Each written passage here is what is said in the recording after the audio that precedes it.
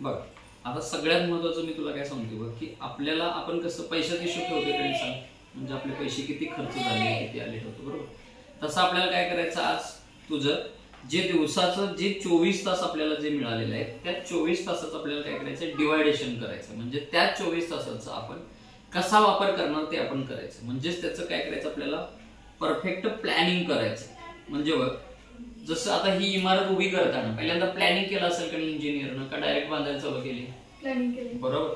म्हणजे एखादी मोठी इमारत असू दे छोटी असू दे पहिल्यांदा त्याचा प्लॅन करावा लागतो. म्हणजे एखादी गोष्ट सक्सेसफुल पद्धतीने जर आपल्याला यश मिळवायचं असेल तर यशाचा साधा सोपा फॉर्म्युला काय, तर पहिल्यांदा प्लॅन करणे आणि या प्लॅनिंग वरती दुसरं म्हणजे काय, त्याच्यावरती ऍक्शन घेणे म्हणजे त्याची कृती करणे.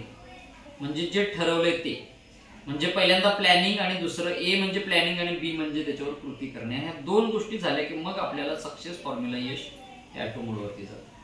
मग सगळ्यात महत्त्वाचं आपल्याला काय करायचं की आपल्याला एक मिशन त्याला नाव दिलं पाहिजे. ज्यावेळेला आपण एखादी गोष्टीला काहीतरी नाव देतोय, जसं आता लोक पायी दिंडी पंढरपूरला चालत जातात, म्हणजे ती वारी हे त्यांचं काय झालं, मिशन झालं आणि मग त्यांना तो प्रवास सोपा वाटायला. तसं आपल्याला आपण काय केलं पाहिजे, ह्याला नाव देऊया मिशन 99% प्लस, म्हणजे 99% अधिक मार्क्स काढणे हे आपलं ध्येय, किंवा आपण याला मिशन 100 पण म्हणू शकतो. म्हणजे 99 ऐवजी आपण मिशन 100 म्हटलं तरी पण चालतंय. 100% प्लस म्हणजे 100%, प्लस म्हणायची गरज नाही, 100%. म्हणजेच काय की आपण याला मिशन 100% असं सुद्धा नाव देऊ शकतो की 100%चं टार्गेट घ्यायचं. का, पेपर कुठलाही येताना तुला मराठी हिंदी इंग्रजीचा असणार आहे, तो कितीचा असणार आहे, 80 + 20 मार्क शाळेमध्ये म्हणजे 100 मार्काचा. मग तुला तयारी करताना कितीची करायला पाहिजे, 100 मार्काची. म्हणून याला नाव देताना मिशन 100% द्यायचं. 99 म्हटलं तरी सुद्धा 1% कमी झाला, मग 1% कमी का असा पण प्रश्न उभारू शकतो. म्हणून याला आपण मिशन 100% असं नाव देऊ. आता बघ 10वीचा विद्यार्थी हा 6 तासापेक्षा अधिक झोपता कामा नये. बघ लक्षात घे. म्हणजे का, कारण सगळ्यात महत्वाचं काय, आणि उठताना सकाळच्या प्रहरी ज्याला ब्राह्मण मुहूर्त म्हणतो, जो साधारणपणे 4 वाजता स्टार्ट होतो आणि 6 वाजेपर्यंत खतम होतो. या ब्राह्मण मुहूर्ताच्या वेळेला जर तुम्ही आम्ही जागा राहिलो, कोणी पण असू दे, तर त्याच्या बॉडीमधले ऑक्सिजन लेवल दिवसभर हाय राहते आणि चांगली राहते. आणि दुसरं आपल्या मेंदूला पुरेशी विश्रांती मिळाल्यामुळे स्मरणशक्तीची जी आपली इथली जी ऊर्जेचे केंद्र आहेत ना, ती ऍक्टिव्हेट चांगली असतात. म्हणून आपण लवकर उठायचं. मग 4 म्हणले की थोडं आवड वाटते, आपण थोडस ते पुढे घेऊ आणि मग 4:30 वाजता स्टार्ट करू. म्हणजे सगळ्यात पहिलं काय करायचं, लवकर उठताना 4:30 वाजता शार्प उठायचं. 4:30 ते 6 म्हणजे साधारणपणे 1.5 तास फक्त परफेक्ट वाचन झालं पाहिजे. म्हणजे 90 मिनिटं. ही 90 मिनिटाचं जे वाचन आहे ना, हे तुझ्या आयुष्याला टर्निंग पॉईंट ठरणार आहे. कारण तू 10वीला जर सवय लागली तर 11वी आणि 12वी सायन्सला सोपं जाईल, आणि मग तिथून पुढे मेडिकल इंजिनिअरिंगला जर जायची इच्छा असेल तर तुला ते आधीच सोपं जाईल. त्याच्यानंतर काय करायचं, मग त्यानंतर तुला ज्या गोष्टी करायचं, मग समजा 1.5 तासाचं वाचन केलंस, मग त्यावेळेला जरा थोडं फ्रेश व्हायचं. 6 ते 7:30च्या वेळेमध्ये मग आपण फ्रेश व्हायचं.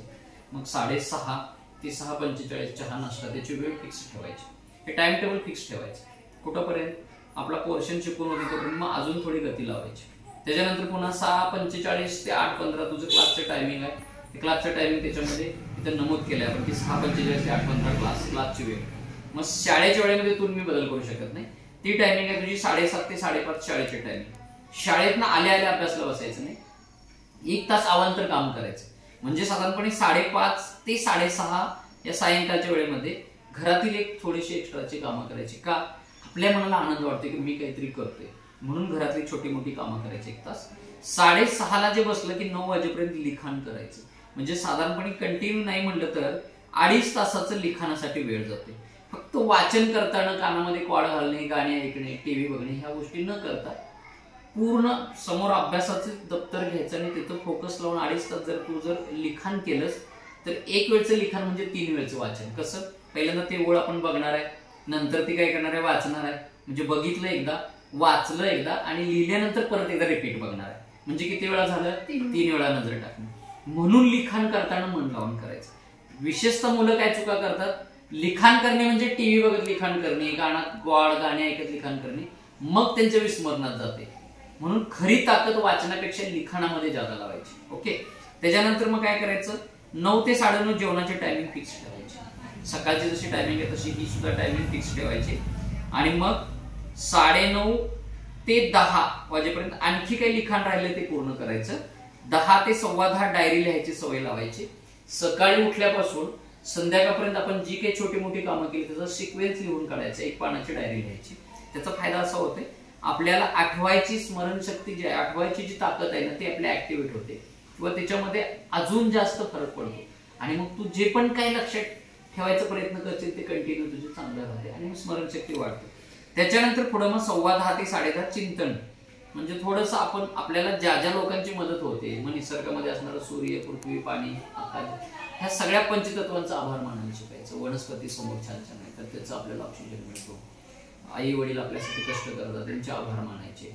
ह्या सगळ्या जणांचं, दादा हेल्प करतो आपल्याचा त्याचा आभार, ह्या गोष्टीचा आभार मानून मग आपण जर असं चिंतन करून जर म्हणजे डायरी लिहिल्यामुळे हे झालं, चिंतन करत असताना आभार मानलं तर मग आपला डोका भार आपला थोडं कमी होतो. आणि बरोबर 10:30 वाजता लाईट ऑफ करून झोपी जाणे 4:30 पर्यंत, म्हणजे पूर्ण 6 तास, 10:30 ते 4:30 6 तास पूर्ण विश्रांती घ्यायची. अशा पद्धतीने हा दिवसाचा शेड्यूल झाला. याला मायक्रो प्लॅनिंग असं म्हणतात, म्हणजे सूक्ष्म नियोजन करणे. आता याच्यावरचं मिडल प्लॅनिंग जे असतं म्हणजे वीकली प्लॅनिंग करणं, ज्याला आठवड्याचं नियोजन असं म्हणतात.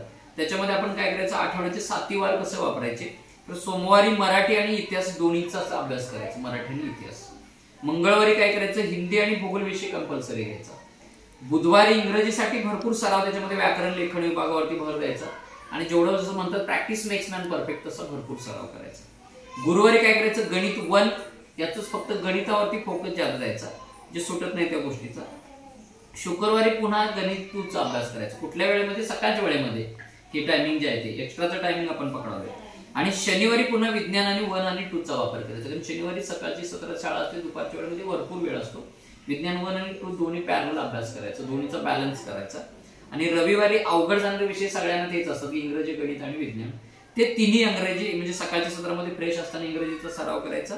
दुपारच्या सत्रामध्ये गणित 1 आणि 2 दोन्ही घ्यायचं, कारण दुपारी झोप येण्याचे चान्सेस असतात आणि सवय लावायची नाही बॉडीला दुपारी. आणि संध्याकाळी विज्ञान 1 आणि 2 घ्यायचं. अशा पद्धतीनं हे वीकली 7 दिवसाचं प्लॅनिंग करायचं. सोमवारी मराठी इतिहास, मंगळवारी हिंदी भूगोल, बुधवारी इंग्रजी, गुरुवारी गणित 1, शुक्रवारी गणित 2, शनिवारी विज्ञान 1 आणि 2 आणि रविवारी इंग्रजी, सकाळी दुपारी गणित आणि संध्याकाळी विज्ञान.